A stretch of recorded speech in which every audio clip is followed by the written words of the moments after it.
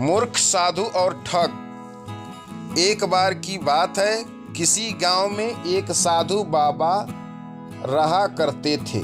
पूरे गांव में वो अकेले साधु थे जिन्हें पूरे गांव से कुछ न कुछ दान में मिलता रहता था। दान के लालच में उन्होंने गांव में किसी दूसरे साधु को नहीं रहने दिया करते थे और अगर कोई आ जाता था तो उन्हें किसी भी प्रकार से गांव से भगा देते थे। इस प्रकार उनके पास बहुत सारा धन इकट्ठा हो गया था। वहीं एक ठग की नज़र कई दिन से साधु बाबा के धन पर थी। वह किसी भी प्रकार से उस धन को हड़पना चाहता था। उसने योजना बनाई और एक विद्यार्थी का रूप बनाकर साधु के पास पहुंच गया। उसने साधु से अपना शिष्य बनाने का आग्रह किया।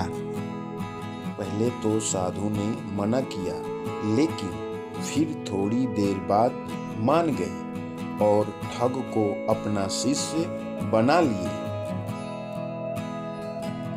ठग साधु के साथ ही मंदिर में रहने लगा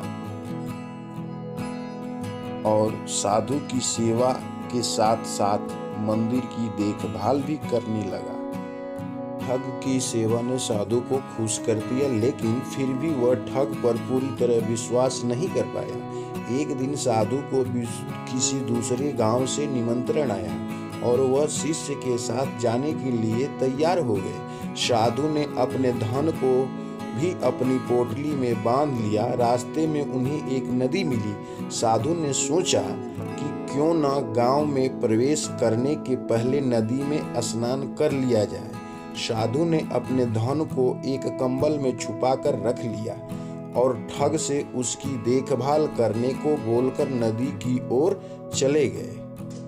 ठग का खुशी का ठिकाना नहीं रहा। उसे जिस मौके की तलाश थी वो मिल गया। जैसे ही साधु ने नदी में डुबकियां लगाई, ठग सारा सामान लेकर भाग खड़ा हुआ।